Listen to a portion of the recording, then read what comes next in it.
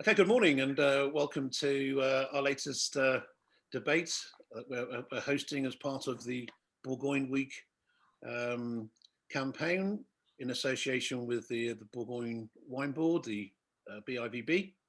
And today we're going to turn the focus very much on to how specialist retailers and merchants are working in the UK with Bourgogne, particularly from an e-commerce point of view. And also from looking at the region in detail in terms of what's in demand and where the big opportunities will be down the line. So I'm very pleased to be joined this morning by John Townend, who's the owner of House of Townend, who's a independent wine merchant based in North Yorkshire. Good morning, John. Nice to meet you. Nice to see you. Nice to see you. Yeah, all well with you? Very good. Yeah, still here. So you have the right map behind you. Yeah, it's been there for quite a few years. It's coming down soon. They're very good. And representing the BIVB, we have Manoël Bouchet, but Manoël also works for the Maison Roche de Bellene, so we'll be able to share their story. So welcome to you, Manoël. Manoël. Thank you. Good morning. Yeah, all well with you? Yeah, very good. Thank you. You can appreciate. I don't have the map behind me, but I'm in the middle of the vineyard. It's freezing outside. No, I'm kidding. So just sort of like going into more detail, really. I mean, perhaps if you could take it in turns, just to explain, introduce your own companies, and let's start with you, John. If you could perhaps just give people an idea of what the House of Townend, what you do, and why Bourgogne has become such an important part of your business. Yeah, sure. Well, I'm the fourth generation actually of the family. It was my great grandfather who started the business back in 1906. I suppose, with a lot of family businesses that have been around for that length of time, we've been, I suppose, active in virtually every part of the trade over 100 years. But certainly over the last 30 years, our focus has been very much in the restaurant and hotel trade in the north of England and the Midlands. It accounts for about 90% of our business. And we trade from here in Melton, which is about 10 miles west of Hull, and also from our business in the Lake District, where we trade as Lakeland Vintners. So in terms of size, we employ 63 people, and yeah, we're a traditional wine merchant. Why is Burgundy important to us? Well, probably because I love it. After I left school and before I went to university, I spent a year working in France in the various wine regions, and Bourgogne region was obviously high on the list, and I spent 4 months there in 1985. And on the weekends, I'd cycle through the villages, and I'd have Bassal on my left and Le Morichet on my right, and I thought I was in heaven.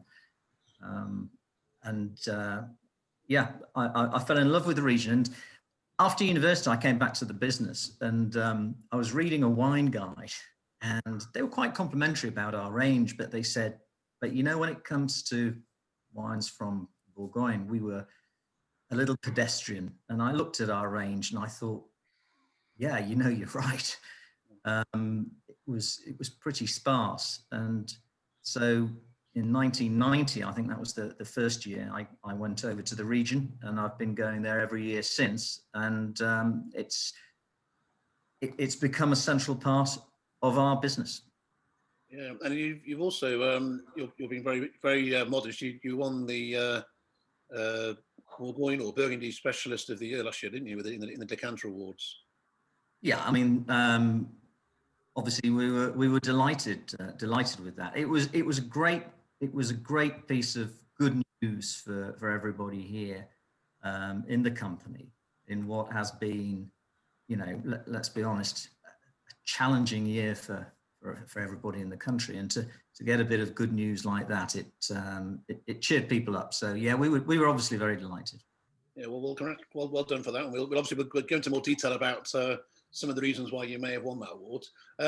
Turning to you, Manoël, can you give us a background to the winery and Bellene? Yes. So Bellene was established in 2008. So it's not that old. It's the new project of Nicolas Potel in Burgundy. We co-founded this maison at that time, and alongside with the négoce, Nicolas decided to launch his own family estate, which is Domaine de Bellene. So we are very much in the Burgundy new kind of model, getting one domain, the domain on the side, and then the maison on the other side, to be able to provide a larger spectrum of appellations and to be able to cover all the destinations we've been trading with. At this stage, Maison Roche de Bellene is covering around 60 appellations from AOC, Burgundy Generics, through the village Premier Cru and Grand Cru. You mentioned a few names, John, that are part of the selection of the range. This is maybe a third of Chardonnay, 2/3 of Pinot Noir. Nicolas, as a winemaker, has been very much focused on Pinot Noir since the beginning of his career, and also because I suspect he's from this famous family and domain from Pousse d'Or in Volnay, so the very strong Pinot Noir culture. The domain is pretty much following the same rules, despite the fact that Burgundy is getting whiter. We have more Chardonnay as a trend. The demand for Chardonnay worldwide and the domestic market has been growing.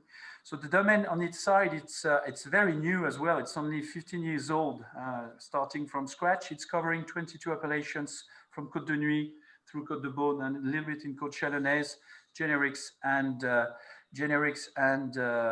village and Premier Cru. There is no Grand Cru, and a large focus on Beaune because both businesses are established in the town of Beaune. Bellene is the ancient name from the Celt community, which got established in this part of Burgundy, from Bellena, which was the name of the river, the small river running through the town. So Bellena, Bellenos, Bellenum, Bellene. So it comes from there. So Nicolas and I have been very much focused on the Beaune village as an appellation and its great potential. It's hard to believe, but I think Beaune has 42 individual Premier Crus.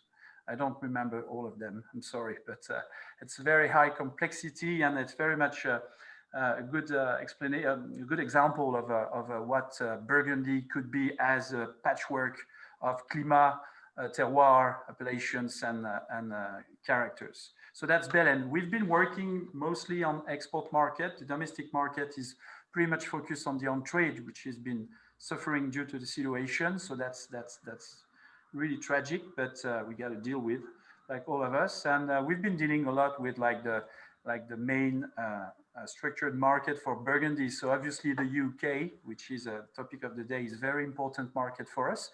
This is the #1 market for Bellene on both Maison and Domaine. So it's very important for us. And we've been dealing with most of all the segments, excluding supermarkets, obviously. We've been concentrating much more on a premium segment. So as we will talk about it, the digital, the online, the e-commerce has been part of our trading display or way of talking and offering our wines to our consumers. So it's part of the strategy, and it's part of the culture. It's been growing despite the traditional way of dealing with the Burgundy wines, but it's been growing, and obviously the context is a kind of an accelerator for this media. Yeah. Obviously, any debate, we almost need to sort of put what we're all doing in context with how we've responded to COVID.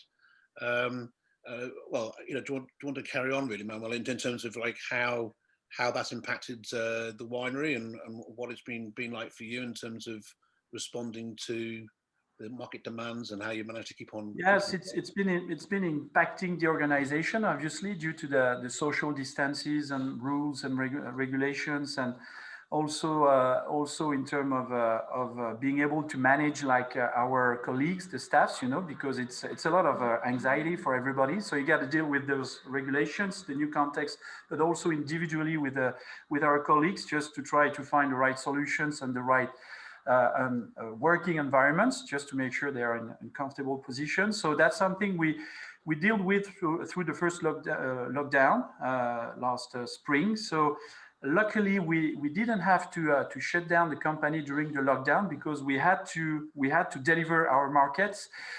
Our distribution is pretty well organized. It has good repartition between like on trade, off trade, online, monopolies. Also, we've been dealing with monopolies, so we had no choice but to keep working. And I think that was a great relief, because we maintained a good relationship with all our markets and segments. So we got organized because of the regulation, and then we kept working to be able to deliver the markets and to manage the vineyards, because you know Mother Nature is not expecting you. So we managed to go through this. The main thing was like obviously what's been happening on the on trade. So it's very hard, but we had to. I think we managed to maintain a good contact through solutions like the one we've been using today, like Zoom, being able to put together webinars to talk to the vendors, to talk to the buyers. And obviously we had to refocus most of our efforts on the retail part of the business through the regular channels like monopolies or independent retailers or multi-retailers, the focus on the online. And also we've been dealing with a large amount of fine wine merchants in the UK, obviously, but on some other destinations such as Asia, Japan, North America. And those guys were very active to be able to serve their individual buyers and loyal customers, collectors or amateurs, you know, amateur éclairé, as we say in French. So we managed to keep the contact and to provide them with as much services and let's say live actions about the new vintage, about the wines, about the contents. Contents is very important. I think it's a key thing for the online for online sales. But through this new context, being able to deliver like the right notes about the tasting notes, about the vintage, we have a large selection of old vintages about all those wines. So we spent a fair amount of time producing those contents and being able to deliver them through webinars or like pure emails to our clients throughout the world. So that's how we managed to maintain the position. So far we've been affected by the situation, but I have to be honest. We're very pleased to see that we're not going that down. So it's like Burgundy, which is doing great compared to some other regions or some other countries. Bellene is in the same train. So we've been affected, but not as much as some other destinations. Great. Okay. Well, we'll talk a little bit more about how you managed to move more of the business online and in terms of communicating and also selling online. So, John, from your point of view, can you perhaps give a view on how it's been for you as an independent wine merchant responding to COVID, and then the kind of some of the actions that you've taken? Yeah. So, well, end of March was cataclysmic. I don't think any of us ever experienced anything like it before. As I said earlier, 90% of our business is to the restaurants and hotel trade. So straight away, almost by government decree, our business was technically closed. And the first thing you do is protect the business. Make sure your cash is okay. I mean, I've got to be honest, I was kind of worried. We had £1.8 million worth of debtors out at the time. And you just think, well, okay, so how much of that realistically is going to come in? I think we ended up with £22,000 worth of bad debts, and the rest we've actually collected. And you know, that was amazing. And it's a credit to the sort of companies, restaurants, hotels, which are virtually all independently owned. You know, it shows how strong they are. You know, as a company, I suppose myself and previous generations, we've faced recessions, banking crisis, depressions, 2 world wars. we've come through them, but I don't think during any of that time we've actually been closed down almost. It was just, it was difficult to get your head around. Yeah. About 5 years ago, we'd recognized that our business was virtually totally geared towards the restaurants and hotel sector. And so we made a conscious decision to grow our private trade. And we have our cellar door here at Melton, which is very successful, and that encouraged us to pursue the private trade more. And so we invested. We were in a good position, so we invested quite a lot on a new e-commerce site, and the work that we've done over the last 4 or 5 years. It was almost in the gold that we did that work, and as soon as we closed down, whilst 90% of our business was closed, our website just exploded. It was incredible. The orders I just wondered, why did people suddenly start placing so many orders on our website? As I say, there was the protection of the business. The furlough came in, which was a big relief, a great relief for everybody. And then I had 2 weeks off because I went down with COVID myself. So I was in bed, and the rest of the team had to manage it. But they did a great job, and they got themselves sorted very, very quickly. And our whole focus since then really has been on developing our online sales. And I think people say that COVID has advanced online, the sort of 7-8 months that we've had it, has advanced it by 5 years, and I would concur with that. It's certainly kept our business ticking away. And if I said that our online sales, our wholesale sales during the 4 months of closure, we were 97% down. So it's on main part of our business. But our online sales and our cellar door sales, I mean, they haven't replaced that, of course they haven't. But they kept the business going, and I didn't expect to be in the healthy position that we're in, given what's been thrown at us. But it's been great that we've been able to spend a lot of our team has been furloughed, but those that haven't, the whole focus has been online. The whole focus, and that in a way, that's been a great opportunity. Never would we have had that opportunity for the senior management and the team that are here to be totally focused online. And I guess that, I mean, on the one hand, it sounds, making that move, you make it sound reasonably straightforward, but obviously running an online e-commerce business is a very specialist retail channel in its own right. I mean, I know you said that you've already had that kind of 2-3 years of experience beforehand, but how was it in terms of just sort of coping with that level of demand and getting deliveries picked and packed and sent out? I mean, what kind of response was that for you? We were again very fortunate that everybody who we wanted to work and who weren't furloughed, they wanted to. We didn't have a problem getting people coming in. There was a real backs to the wall mentality. We didn't close our website. The orders just kept coming, and they just kept on packing. They worked all hours on the basis that we didn't know how long it was going to last. Yeah. Everybody knew that every order was important. So again, as I say, the focus that we were able to put on it was great. So we've made quite a lot of changes in how we work, just in the pure logistical element. So it's a lot more efficient. Orders come in throughout the day. We arrive early in the morning, and by 12 o'clock, all those orders are dispatched. They're picked, dispatched.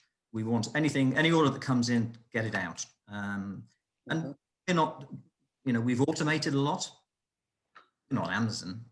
We recognize that, but we've automated where we can. And every time we find anyone thinks there's an efficiency that can be made, we implement it as soon as we possibly can. Yeah. And have you, in terms of how you marketed your online, have you been working hard as well on direct mail and building up your mailer database and that aspect as well? Yeah, we have. I mean, there's the obvious spend on Google Shopping and what have you. I mean, we did take a decision very, very early that if we're going to do, if we're really going to do it properly, we need to increase our marketing spend. Yeah. So on the one hand, you know, you protect cash, you've got to look after the business. The one thing we did increase quite substantially, and I had my arm pressed a bit by some of our team. You know, we increased our marketing spend quite substantially to take advantage, and I'm pleased we did. I'm pleased we took that risk because it has paid off. And what was important was to make sure that the information that we were sending out to our database was interesting. You know, it wasn't just a sort of money off offer. You know, it's creating interest. And what I like about you know, what we've seen over the last 7 or 8 months is the quality of wine that we're selling online. I guess people don't come to us for, you know, sort of everyday price competitive wine. They come to us for interesting wines, and it's great to see the sort of wines which have been moving. Yeah, I was going to ask actually, what have you managed to do in terms of keeping that range fresh and in terms of sourcing new wines and working with new producers, or is it more a case of building stronger relationships with people you've already been working with? Yeah, so we're quite traditional in the way we buy. Certainly, the wines of Bourgogne, I think we're very traditional. I visit the region every November, again in January, February, and we buy the vintage and list other wines. So we kind of do it on an annual basis. And yes, en primeur is important to us, but we have a policy that we only sell around half of what we buy. You know, give or take, depending on the size of the vintage, because we want to keep wines ourselves that we can age and have available to our customers when they're ready for drinking. So we have, as my finance director often reminds me, quite a lot of stock. So stock wasn't the issue, not at all. I mean, actually, one of the problems we had was that as soon as the lockdown came, we had, you know, all this wine which is continually coming in and going out. All of a sudden, not as much, well, not a lot was going out, and the wine just kept on coming. So that was an issue. But so in terms of new wines, hey, Zoom has been great, and the time also that we've had on our hands to actually talk, pick up the phone, Zoom with our suppliers. Again, it's not something that we would normally have. You know, we're time poor, but COVID it's been terrible. It's been terrible for a lot of people. But there are always positives. Yeah, and I mean, turning to you, Manuel, I mean, there's also been that, it's obviously from both sides, you know, we're all in this together, you know, it's the retailer, it's the producer. In terms of how you yourself have looked to work with your customers, of what kind of changes have you seen and we're able to make? Oh, it's what we've seen is obviously because of the situation on the on-trade, some of our clients were customers. They were maybe paying more attention to some other appellation they didn't used to deal with. So we actually enlarged the spectrum of appellation to some other segments. Because when you get a strategy which aims to be able to work with each segment available for each single market, at one stage, because Burgundy remains a small region, we're very small, we're 10 times smaller than Bordeaux, just like to keep that in mind. At one stage, it's really hard to be able to offer each single wines for each single market, each single segment. So we were able to reallocate wines to some destination or to some segment, and that was very interesting for some operators. But yeah, otherwise that was the major change. The other change was for us being able to, as you said, Zoom is a great opportunity, and you're not traveling as much, so you spend more time in front behind your desk and being able to talk and to work and to interact with your clients. So I think interaction was a big thing. As you said, everybody's been dealing with the COVID, and everybody remains very positive. So in this global and that kind of team behavior, being able to interact and to be able to follow up and to pay attention to some specific demands on specific wines or specific vintages. When you get some old inventories available, it's always important to make a focus or to explore with your clients, like where there could be some gaps to fill in terms of the demand they have on their side. So actually, this interaction I think it was a very positive move, and also we managed to pay maybe more attention to our clients' own customer relationship management. So this kind of, the feedback and feeding each other's with opportunities and trends and expectations, and this interaction was very, very positive. And I think that was also a necessary move for all of us, because when you get to deal with this containment, this lockdown, I think from a pure psychological point of view, it's good to be able to interact and to discuss and to keep communicating and to keep trading informations and thoughts and feelings and with our professional clients. So that's with John there saying how much they've had to move to e-commerce and online during 2020.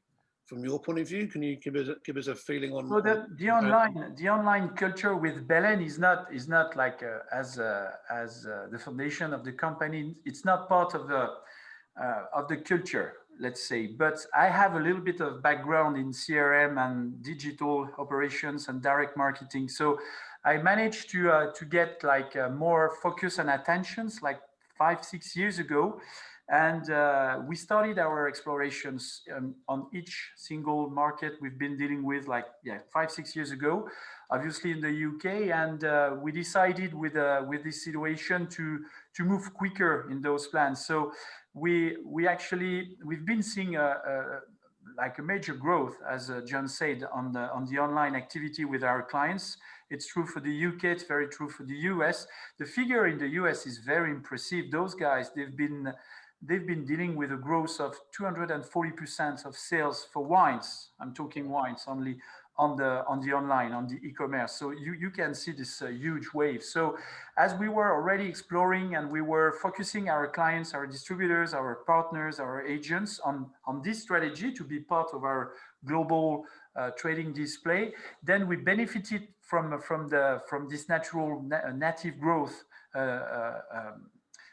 due to the COVID. So again, I was mentioning the content. When you deal with online, you need contents, you need to provide pack shots, you need to provide tasting comments, you need to provide information about the appellations. Mainly when you deal with Burgundy, which has a lot of complexity and a lot of different clima and characters. So we were able to supply those contents and to broadcast through our clients those contents to the final consumers, to the end buyers, and that was I think that was a great move. So we had to spend a lot of time on that side. And today, total, if I would like to combine the total online sales with our partners, our clients, I think this is up to 5, maybe 6%, but almost doubled over the past 18 months. And we've been exploring both the retail online, but also online auctions, which is booming everywhere in the US, in Europe, in Asia. I mean, like more and more consumers are paying attention to this kind of media, of solution to access to find top-end wines. So that's where we are with the online, and we keep pushing. The figures for online websites, like the major specialists in France, are unbelievable. Yeah. Even me, you know, I've been collecting information and dealing with those guys or over the past 5-6 years, but even me, I get like, it's hard for me to realize how quick it goes and how high it could go. So you have great potential. And I think picking up on what John said earlier on about that pace of change, it's been every month has been almost like a year in development in terms of the. So John, I mean, going picking up on what Manoël was saying there about. I mean, I guess as part of your online experience, have you been doing lots more tastings, online tastings, and pushing these kind of the content that he was talking about through? Yeah, I have to say, Richard, I'm not a great fan of this sort of virtual world. You know, I can't wait to get back to people face to face, shaking their hands, getting back to normality. But we are where we are, and I think a lot of merchants have done this, and they've done it very well. Zoom tastings. With winemakers, from all around the world. It's a way of, keeping in contact both with your customer and with your supplier. And we do a lot of tastings. There's nothing like getting a wine or a region in front of customers, getting them to taste it, discussing it.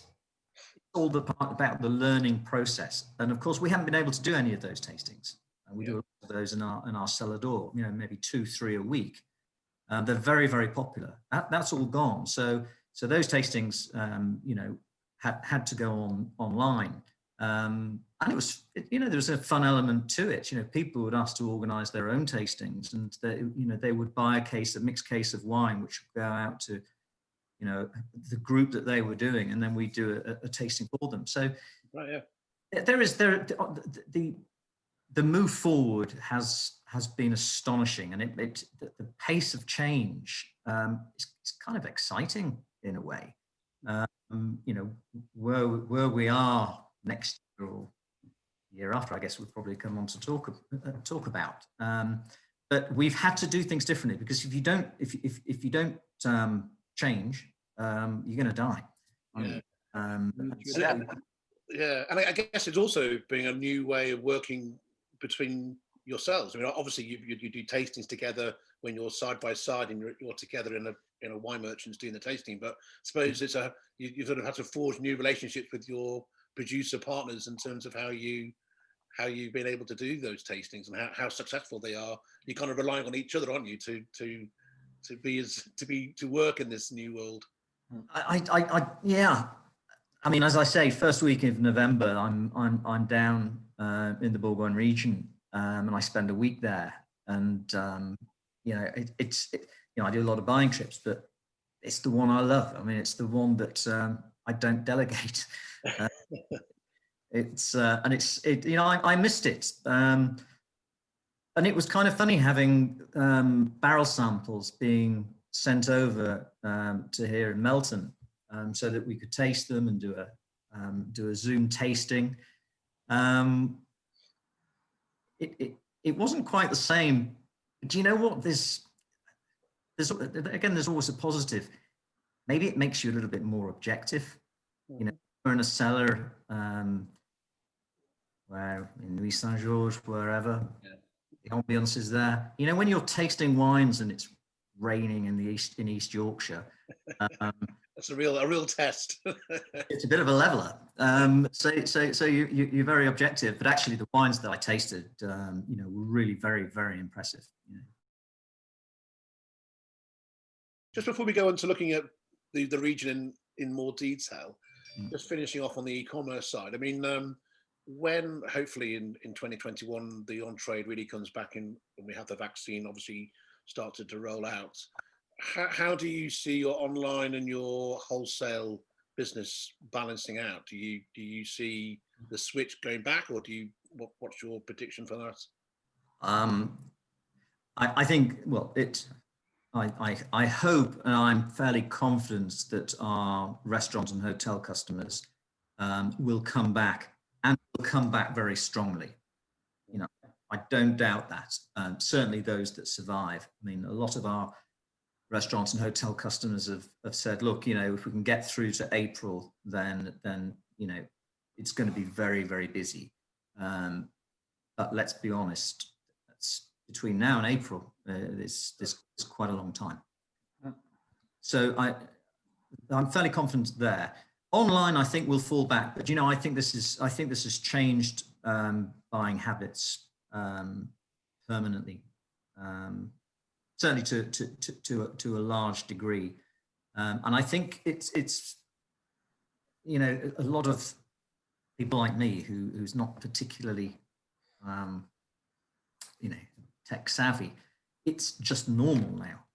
It's normal to shop online. So a lot of people who you know, have shied away from it, they now see how easy. Yeah. And so I think they will continue doing it. And you know, one of the main reasons when we invested heavily in our e-commerce site was for private trade, but it was also for our on-trade. And we now have 50% of our restaurant and hotel customers, they place their orders online. So this is the way of working. Yeah. And if it ends up giving a bit more balance to our business, then that's a positive thing, because we have certainly seen, I think, as I said before, the quality of wine that we are selling online is really encouraging, and that's great for Bourgogne, for instance. We've seen that. I don't know whether it's also because of us winning the Burgundy Award, but we've our sales have been really encouraging. Yeah, and hopefully, I suppose, if your business as a whole will have grown if you're able to keep a lot of your new online customers and bring your wholesale customers back. Yeah, it depends what level of wholesale customers do come back. Okay. That remains to be seen. As I say, I think I'm not actually worried about next year. I think 2021, you know, the relief that the nation, or all nations, will have, hopefully, let's hope, you know, with the vaccine. Yeah. You know, people will want to get back to normal, although I'm not sure what that normal will be. My concern is, once we've had this party, once we've then we've got to face the economic realities of what's happened. I think it's just a few words. And for you, Manoël, in terms of where you just picking up on what John was saying, I mean, where do you see the way that you have worked this year continuing next year in terms of like that channel focus and online? I think the new, as John said, underlined, there is a new, it's a kind of a new distribution of the solutions you have to address, to offer your wines to the consumers, to the customers. So it's the kind of a new distribution with new habits. And also we will certainly face, you know, there is a new generation coming up, young consumers that we need to consider, to educate, to each region specificities. And those guys are paying obviously more attention to all the devices that helps them to access to consumption, to media, to information, to content. So we got to deal with this new trend. We got to deal with the new distribution of the solution to trade your wines. And I think we will have to face the economic realities. So that's one thing. We don't know what is in front of us. I trust, like John, the resilience of the on-trade. So that's no doubt. But when it will come, I don't know. So I think we will see from our side at Bellene, for the UK, obviously, or for some other markets, we will see a constant growth in online business activities, and we will certainly have to reorganize the balance between the several distribution segments we've been using for our wines. So that's where we are. It's really hard to make forecasts at the moment, but it's obvious the online will grow because the entire economy and the globalization is forcing us pretty much in this way. Exiting the UK, considering China, for example, which is a major consumption area, and for wine, it's obvious. Those guys, their behaviors online are just booming. So you got to consider those solutions anyway. Even if I agree with you, John, there is nothing better than a proper tasting, being able to trade like feelings, thoughts, comments about, or how you could read the wine or the vintage. So this part of the business will remain, and this part of the business will remain very structural for the wine industry, because it's a matter of trading culture, experience, entertainment, passion. So I have no doubt this will remain, and I'm patient that we will be able to get you guys back in Burgundy, or for us to go to London for the Bourgogne week, for example, to be able to sit with you guys and to taste those wines, and for pairing experience whatsoever. But we have to consider this new context and the COVID situation, which is a kind of accelerator of transitions, and adapting is part of a human being, and obviously we have no choice but to adapt. So we'll see, but it sounds pretty much like this. Great. So let's turn the conversation to look at the Bourgogne in the region in general, and what you're seeing. I mean, John, what are you seeing? I mean, you mentioned there obviously how well the Bourgogne sales have done as part of your move to online during 2020. What are the main trends for you in terms of what appellations and styles and price points are really working well for Bourgogne?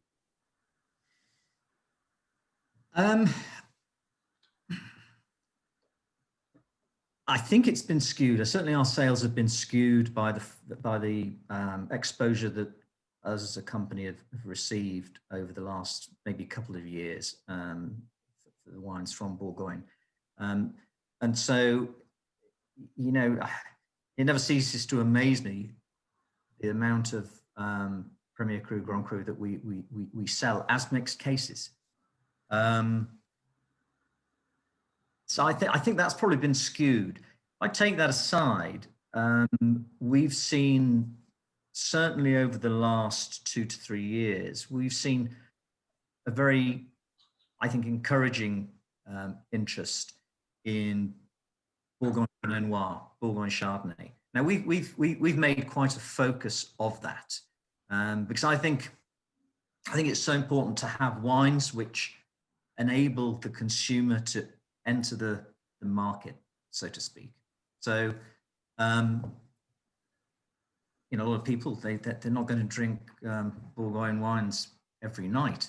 But if they can buy something at a reasonable price, then that encourages them to do that. And I always look back at Beaujolais, and the price of entry-level Beaujolais, I'm talking many years ago now, seemed to go up exponentially just at a time when wines from the Southern Hemisphere were gaining traction, gaining popularity, certainly in the UK market.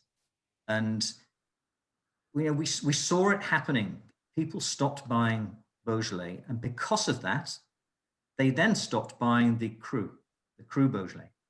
And we found that quite a difficult market for many, many years. And I always say it's because they lost that entry. And there's so much interest and so much quality and so much value for money, frankly, at that level: Bourgogne Pinot Noir, Bourgogne Chardonnay from the various villages, but also wines from the Côte Chalonnais and Macon. There's some fantastic stuff being produced in Macon now. There really is. And I find that really, really encouraging, because today's Macon drinkers, today's Bourgogne Pinot Noir, Bourgogne Chardonnay drinkers, when they're a bit older and they've got a bit more money, they're drinking Puligny, Meursault, Gevrey, Volnay. And so I'm actually really heartened by that. Yeah.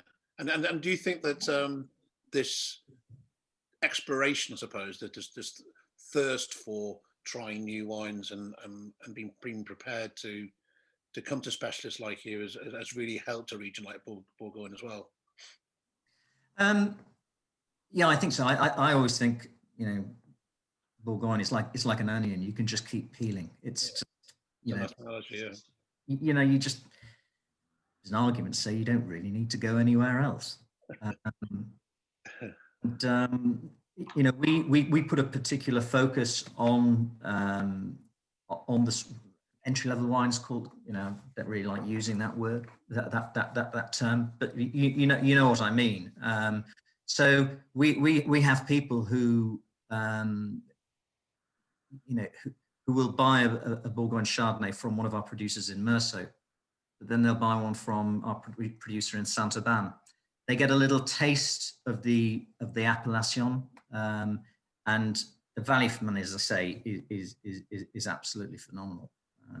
So, yeah, that we're always looking for wines at that level, because we find that customers, once they've tasted wines from a particular grower, you know, the Bourgogne Pinot Noir, for instance, and they start to understand it, they want more information, and you know, they get sucked in as well, and you know, they become you know, not fanatics, but you know, yeah, good customers. good customers, but good Bourgogne customers. You know, it's and I like them. Yeah, good. So Manoël, do those trends strike a chord with you in terms of what you're seeing in exports and what people are looking to buy? Yeah, pretty much, because I think Burgundy is it's like a journey. You know, when you start, you don't have to end the journey. So, as John said, there are a lot of good examples of Bourgogne generics, regional Pinot Noir, Chardonnay, Macon, or Chablis. You can start from there, and if you start your journey, you can explore a very high density of individual characters, backed up with a very large complexity of climat and terroir. So Bourgogne is unbelievable for that. So it's a great journey. So I think it's also why we have such a loyal response from our customers, and obviously from the UK. UK used to be the #1 market like 10 years ago. Now it's #2 market. And it's very important for us to keep that relationship with a community of customers which has a very strong wine culture.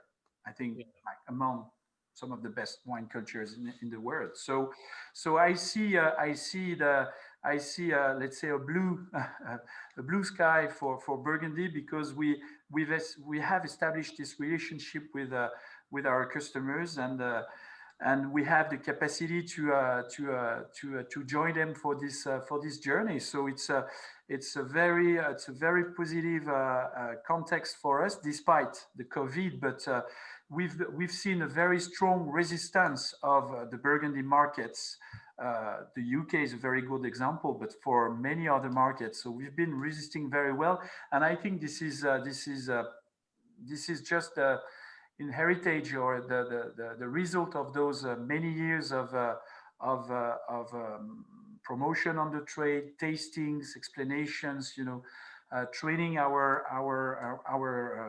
clients, being able to address our propositions to the customers, and being able to explain the capacity and the potential of this journey through this unique region, this unique area, which grows Pinot Noir, Chardonnay, but also Gamay Noir. Beaujolais is a good example, and Aligoté. So those 4 endemic varietal cépages are iconic, and they get a great potential. So we pay a lot of attention to all our segments, all our markets, and obviously to our let's say partners with the UK market.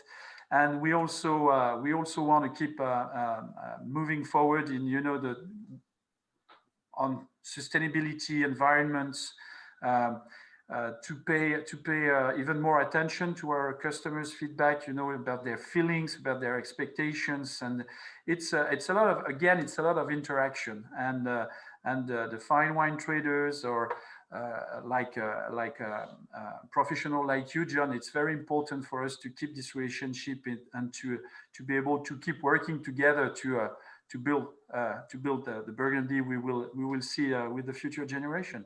It's a very long-term relationship anyway. In terms of that style, I mean, have you obviously had a chance to taste some of the other 19s? What would be your tasting note on the 19s?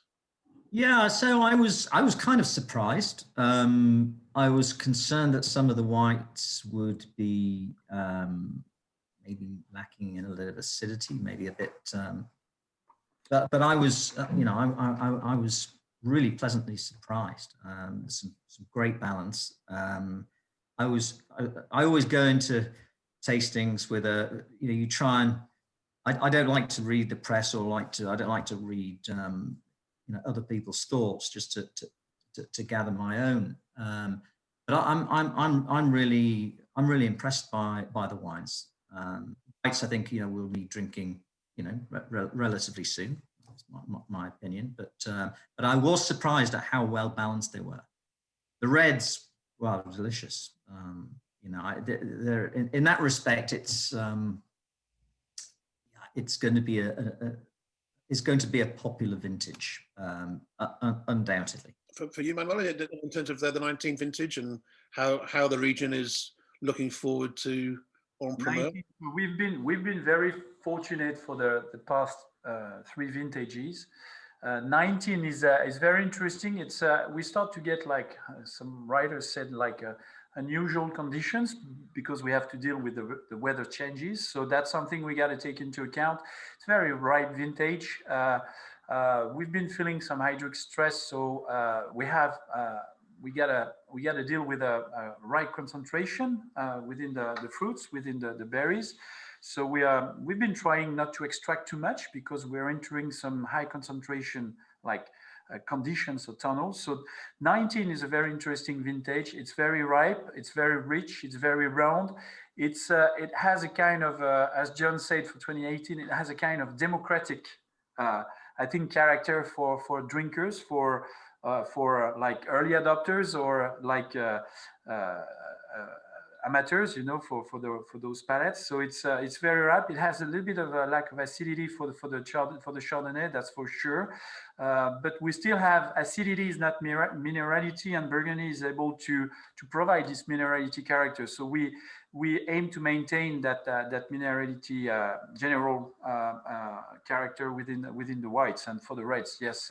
As long as you don't extract too much, you get a good balance, and it has a very interesting tannin density. The tannins are obviously pretty ripe. Sanitary wise, the vintage was very interesting.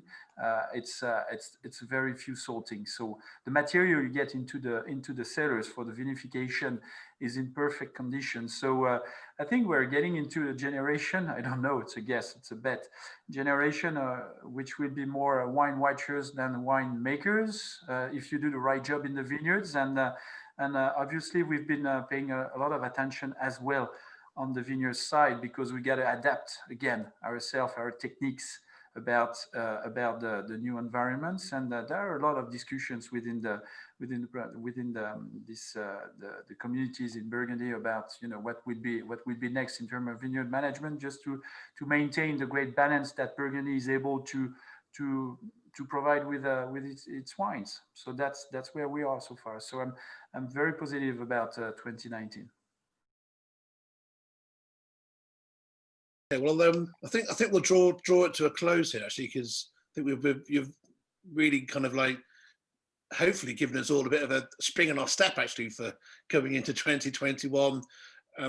Just on the back of the 19 vintage, but also, as you say, some of the amazing steps that were taken over the last 12 months. So, yeah, John. So, just a final word from you, and just in terms of how you see the year ahead.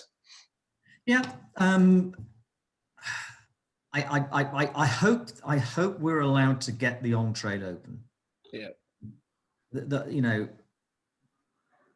I'm saying what I think everybody knows. The hospitality sector has, I think, been treated really very harshly. The efforts that they made, the money they spent to make themselves COVID secure, to be closed down how they have been, I think is shocking. I think in time to come, there will no doubt be some form of report or what have you, inquiry And I think the on-trade will be seen to have been the sacrificial lamb. And, you know, they're close to my heart.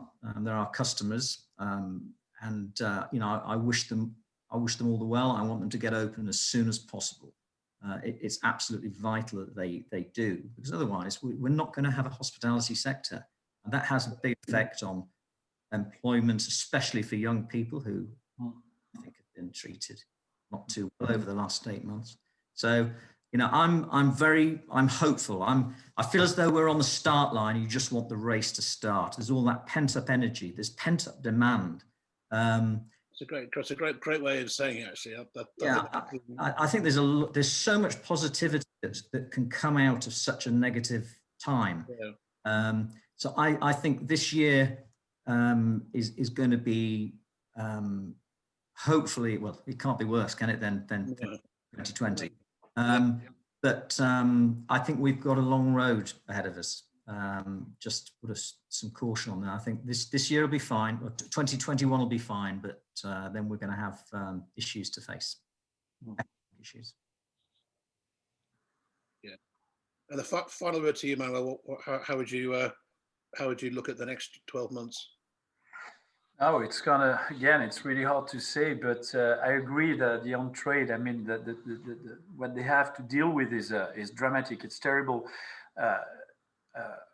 We have a long history and culture of Bourgogne within the on-trade, so I can guarantee that we'll do everything we can to support the rebound of their comeback. So that's obvious, because it's for us like the way forward.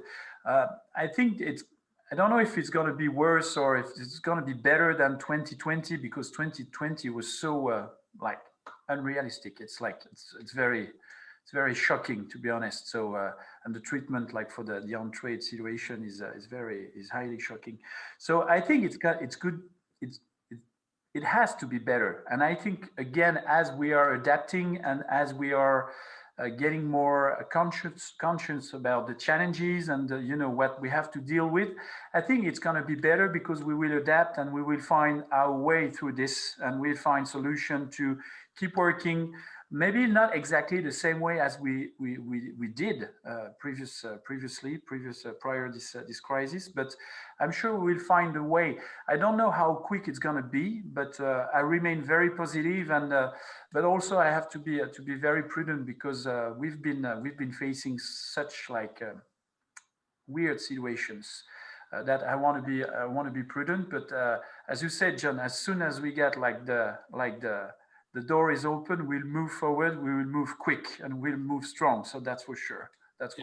We just need to prepare ourselves for this rebound, and to get back to business, to get back to culture interaction, to get back to like real life, if I may say.